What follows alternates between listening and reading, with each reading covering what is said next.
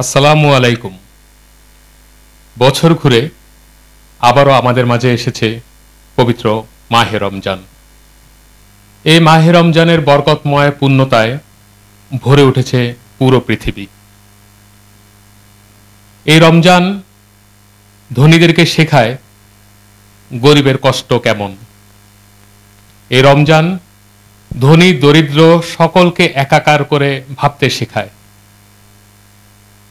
কিন্তু আমরা সকলেই কি পবিত্র মাহে রমজানের এই শিক্ষা উপলব্ধি করতে পারি? আমরা কি প্রকৃত অর্থেই সংযমী হয়ে উঠতে পারি? বরং আমরা তো এমনও শুনে থাকি যে রোজার মাসে যা খুশি তা খাও, কোনো কিছুর হিসেব নেই। অথচ আমাদের পবিত্র কোরআন কিংবা হাদিসে কোথাও এই কথাটি বলা নেই। বরং বলা হয়েছে যে যে পেট উদরপূর্তি করে খায় সেই পেট যেন ময়লার ভাগার। মহান আল্লাহ তাআলা পবিত্র কোরআনের সূরা আরাফে বলেছেন, তোমরা খাও এবং পান করো, কিন্তু অপচয় করো না, কেননা অপচয়কারীকে আল্লাহ পছন্দ করেন না। এখন আপনি ভাবুন যে আপনি পবিত্র মাহে রমজানে আপনি কোনো অপচয় করছেন? আপনি কি আপনার প্রয়োজনের চেয়ে অতিরিক্ত খাবার গ্রহণ করছেন সেহরি কিংবা ইফতারে? সেহরিকে বলা হয়েছে বরকতময়, তাই বলে আপনি কি উদরপূর্তি করে খেয়ে বরকত করবেন?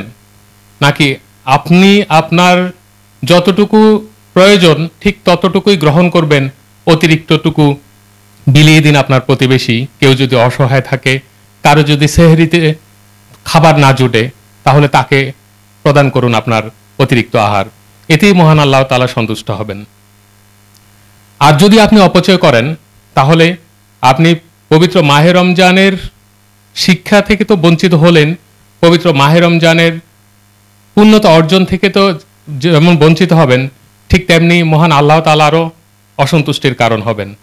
কেননা মহান আল্লাহ তাআলা সূরা বনী ইসরাঈলে বলেছেন, অপচয়কারী শয়তানের ভাই, আর শয়তান হলো অতিশয় অভিশপ্ত। তাহলে আপনি শয়তানের ভাই, অর্থাৎ আরেক অর্থে নিজেকেও কি শয়তানে পরিণত করবেন? আপনি একটু চোখ বুলিয়ে দেখলে দেখবেন আপনার আশেপাশে সমাজে অসংখ্য মানুষ অসহায়, দারিদ্র্য সীমার নিচে বসবাস করছে। তারা এক মুঠো অন্ন পাচ্ছে না সেহরির জন্য, কিংবা ইফতারে পাচ্ছে না ন্যূনতম খাবারটুকু। অথচ আপনি অতিরিক্ত ইফতারে ব্যয় করছেন, 5 থেকে 10 আইটেম তৈরি করছেন ইফতারিতে, সেহরিতে 5-6 পদের খাবার দিয়ে খাবার গ্রহণ করছেন। এগুলো না করলেও তো আপনি পারেন, বরং আপনার অতিরিক্ত খাবারটুকু যদি দরিদ্রদের মাঝে বিলিয়ে দিতে পারেন, তাহলেই রোজার পবিত্রতা রক্ষার পাশাপাশি পবিত্র মাহে রমজানের যে শিক্ষা সেটি আমাদের মাঝে প্রতিভাত হবে। মহান আল্লাহ তাআলা সন্তুষ্ট হবেন। আমরা অসহায় নারী পুরুষ ও শিশু কল্যাণ ফাউন্ডেশনের পক্ষ থেকে যারা ধনী আছেন, যারা ধনাঢ্য ব্যক্তি আছেন, তাদের প্রতি উদাত্ত আহ্বান জানাবো, আপনি সেহরি এবং ইফতারে সংযম প্রদর্শন করে অতিরিক্ত খাবারটুকু আপনার পার্শ্ববর্তী কোনো অসহায় নারী পুরুষ কিংবা শিশুর মাঝে বিলিয়ে দিন, যেন ওই ব্যক্তিও মাহে রমজানের পবিত্রতা লাভ করতে পারে, মাহে রমজানের পূর্ণতা অর্জন করতে পারে।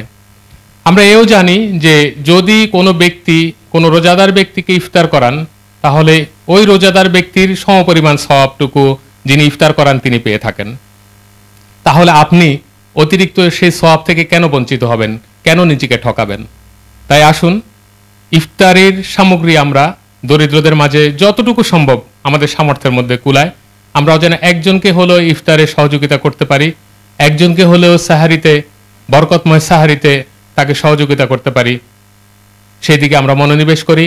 অসহায় নারী পুরুষ ও শিশু কল্যাণ ফাউন্ডেশন পবিত্র মাহে রমজানে আপনাদের সকলের প্রতি এই উদাত্ত আহ্বান রাখছে। পবিত্র মাহে রমজান প্রকৃত অর্থে হয়ে উঠুক আমাদের জন্য কল্যাণময়। সকলে ভালো থাকুন, সুস্থ থাকুন। আল্লাহ হাফেজ। অসহায় নারী পুরুষ ও শিশু কল্যাণ ফাউন্ডেশন দেশ ও জনগণের কল্যাণে নিয়োজিত সংগঠন।